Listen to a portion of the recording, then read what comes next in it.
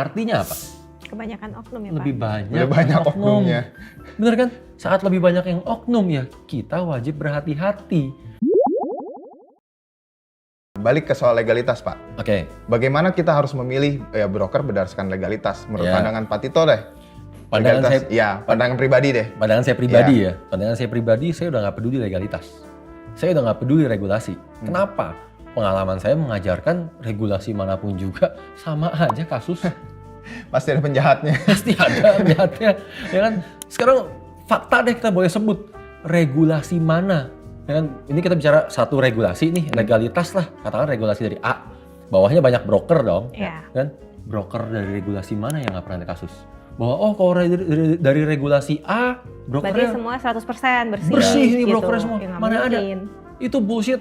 Semua regulasi manapun juga nyatanya ada, karena yang namanya oknum adanya bukan di regulasi, Ya, adanya bukan di legalitas, tapi di broker. Broker. ada di bawah. Iya kan? Tetap aja broker manapun juga seluruh dunia ada aja oknumnya. Pasti. Ya kalau nggak gitu, retail nggak mungkin 5,5%. Iya, iya. Betul, makanya itu alasan kita menunjukkan ini loh datanya dari retail cuma 5,5% yang nyampe market kan. Artinya apa? Kebanyakan oknum ya, Lebih Pak? banyak, Lebih banyak oknum. oknumnya. Bener kan? Saat lebih banyak yang oknum ya, kita wajib berhati-hati. Itu orang mungkin lebih suka kalau regulasi internasional, Ya. regulasinya luar gitu kan.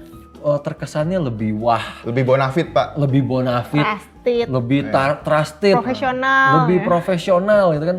Sementara kalau kita bicara soal legalitas tadi, kita bicara soal regulasi, ini kan kaitannya sangat erat dengan hukum. Ya. Benar dong? Begitu kita bicara soal hukum, ini kan bicara soal keamanan. Mm-mm. Benar dong? Oke, bagi kalian yang lebih memilih, wah mendingan internasional, ya kan? Coba saat terjadi masalah, terjadi kasus, emang kalian tahu mesti ngontek, kalian harus hubungin exchange yang mana? Kalian harus hubungin regulator yang mana? Apakah mereka akan benar-benar merespon saat kalian hubungin? Ya.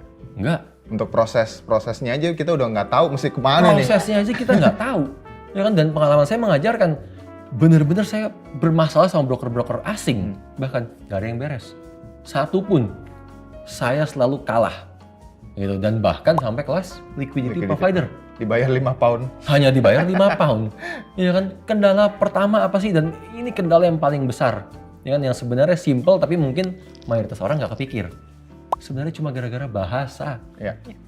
Bener kan?